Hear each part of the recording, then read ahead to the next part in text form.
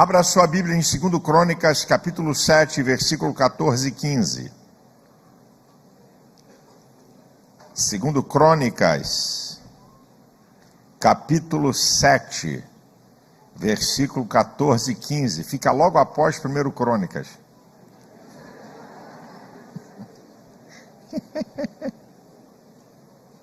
Primeiro e 2 Samuel, primeiro e 2 Reis, primeiro e 2 Crônicas, Esdras, Neemias, Esther.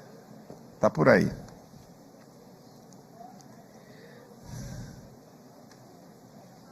Segundo Crônicas 7, 14 e 15 diz assim: E se o meu povo que se chama pelo meu nome se humilhar e orar, buscar a minha face, se converter dos seus maus caminhos, então eu ouvirei dos céus e perdoarei os seus pecados, sararei a sua terra. Agora estarão abertos os meus olhos e atentos meus ouvidos à oração deste lugar.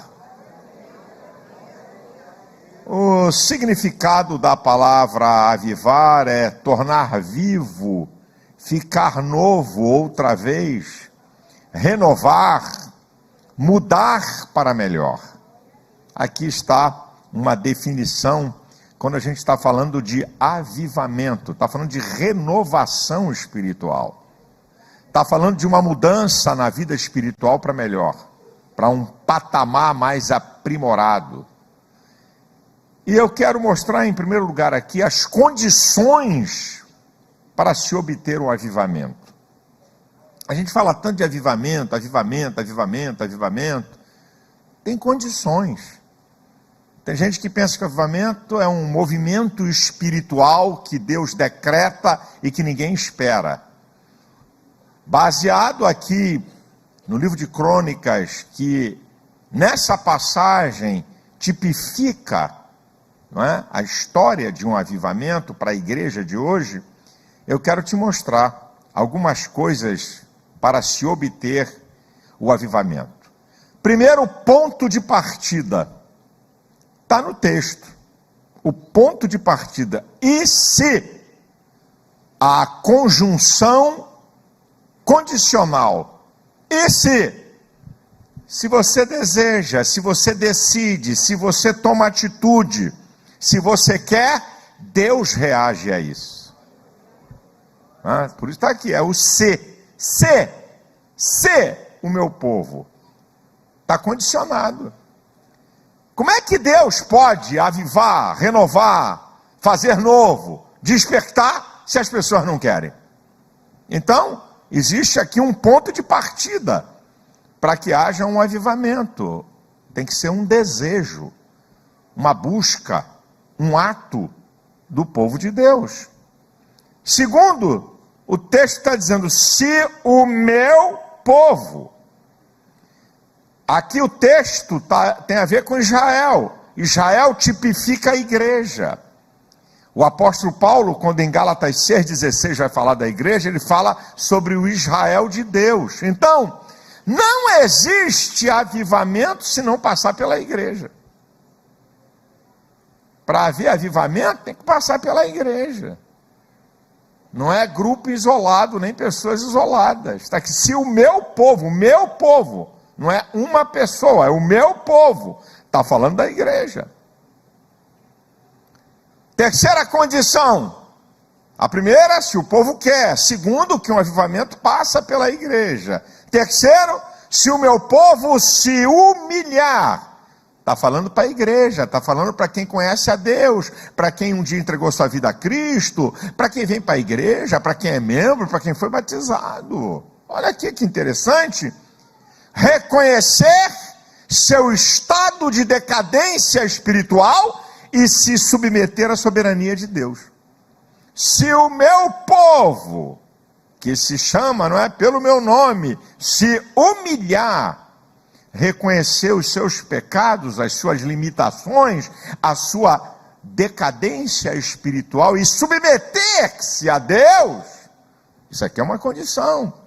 Agora deixa eu falar para você sobre três níveis do estado espiritual decadente que eu vejo na Bíblia.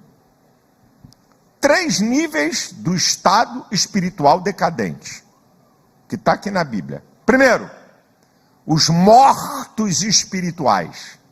Essa linguagem de Efésios 2:5. Isso é, que vivem completamente no pecado. Pode estar até aqui, pode vir para a Cruz da Vitória, pode fazer campanha, mas vive completamente no pecado.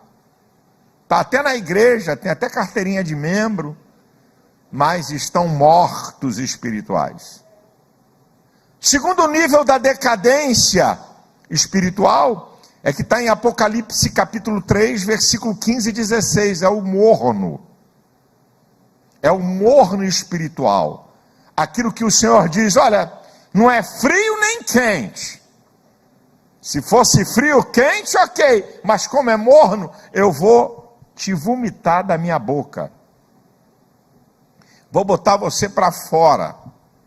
Agora, olha a característica do morno espiritual. O morno espiritual é interessante. Ele tem medo de pecar, porque sabe da verdade, mas também não tem coragem e fé de se aprofundar no relacionamento com Deus.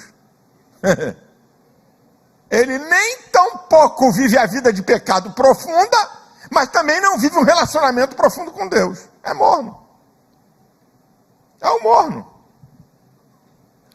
Ele fica satisfeito com a sua mediocridade espiritual.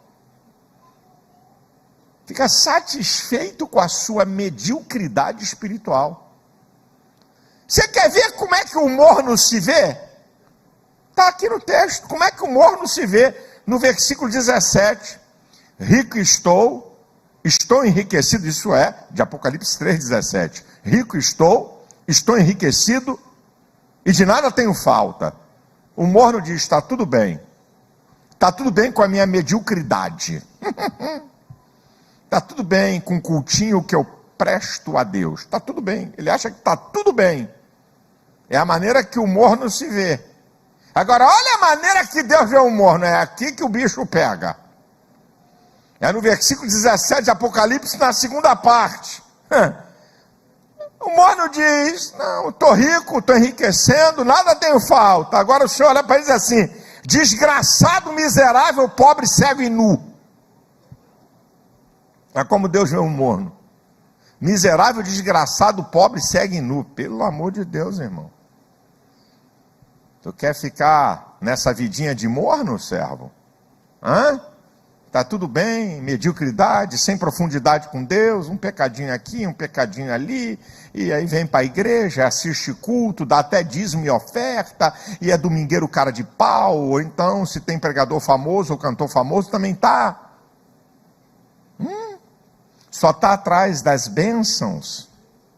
Agora olha os conselhos de Deus para o morno. Está nesse capítulo, no capítulo 3 de Apocalipse, versículo 16, 17, 18, 19. Olha só, Deus dá um conselho assim para ele, olha, eu aconselho vocês a comprarem ouro provado no fogo. O que ele está querendo dizer com isso? Ele está aconselhando você viver a verdadeira riqueza, que é viver no Evangelho, que não vai ser consumido por nada. Olha o conselho que ele dá: vestidos brancos, vida santa. Hebreus 12:14 diz que sem a santificação ninguém verá o Senhor. Ungir seus olhos, discirna. Tenha discernimento espiritual para você ver, inclusive, a sua vida como é que está. E zelo, mantenha a sua vida espiritual dentro da vontade de Deus.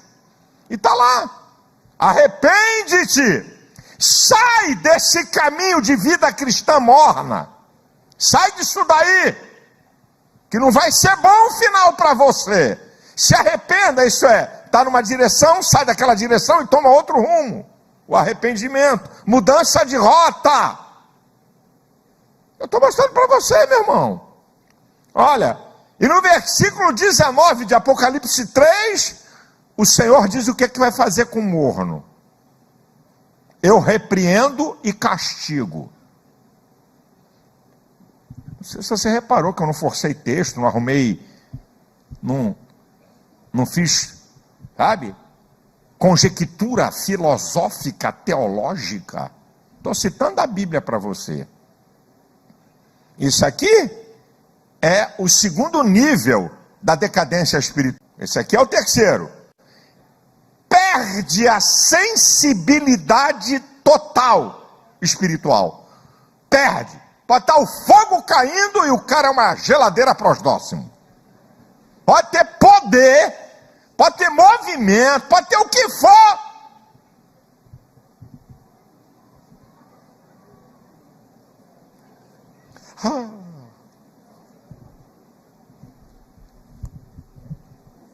Estala até dedo. Esse é o frio espiritual. Não tem prazer nas coisas de Deus. Não tem prazer para louvar, não tem prazer para orar, não tem prazer para ler a Bíblia, não tem prazer para vir à casa de Deus, não tem prazer para pregar o evangelho, compaixão pelos pecadores, não tem prazer de relacionamento. Entra mudo e sai calado, não fala com ninguém, até para dar uma par de Cristo é uma guerra. Esse é o frio.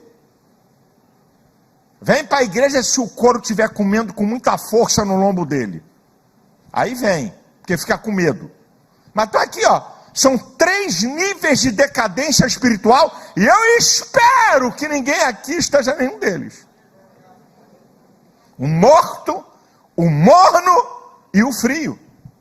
Por isso que um avivamento vem para tirar você da morte espiritual, da vida morna espiritual, da vida fria, para que você seja quente, isso é, cheio do Espírito Santo, cheio da presença de Deus. Ao contrário disso, tudo que eu falei. Então eu estou mostrando aqui as condições do avivamento. Tem que haver desejo, tem que haver vontade, tem que haver atitude. Tem que passar pela igreja, ser povo de Deus, tem que se humilhar, reconhecer seu estado de decadência espiritual e submeter à soberania de Deus. 4º lugar, está dizendo o texto aqui: se o meu povo que se chama pelo meu nome se humilhar e orar aqui no sentido de confissão, de pedir a Deus para se livrar do pecado, para se livrar desse tipo de vida, orar, falar com Deus. Senhor, me ajuda. Não é possível eu levar a vida cristã desse jeito que eu estou levando esses anos todos. Não é possível eu ser um cara insensível às coisas espirituais. Não é possível eu não ter compaixão por pecadores. Não é possível eu não querer me relacionar. Me ajuda a vencer isso. Me ajuda a vencer as minhas carnalidades. Esse aqui, orar. Falar com Deus. 5º, se o meu povo, que se chama pelo meu nome, está aqui dizendo, se humilhar, orar, buscar a minha face, em 5º lugar, é um relacionamento profundo e duradouro com Deus.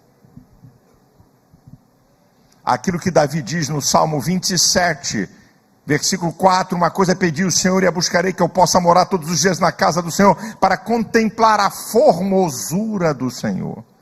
Intimidade com Deus, busca de Deus. É o que está faltando hoje, gente. É o que está faltando na vida de cristã de muita gente.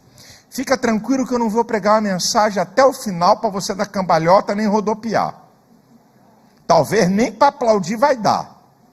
Mas vou deixar você com as orelhas quentes.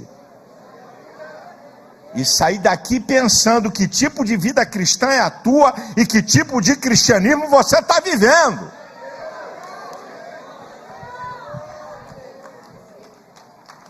Até que teve irmão que teve coragem de bater palma.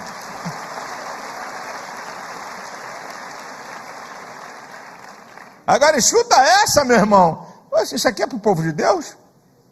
Isso aqui, eu vou ler até devagar.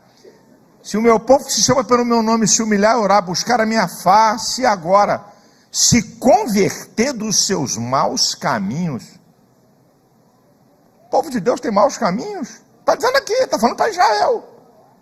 E se converter uma mudança radical de vida. Ah, você quer ver se o povo de Deus tem maus caminhos? Vou escolher alguns aqui só para você. Vou até beber um pouco d'água.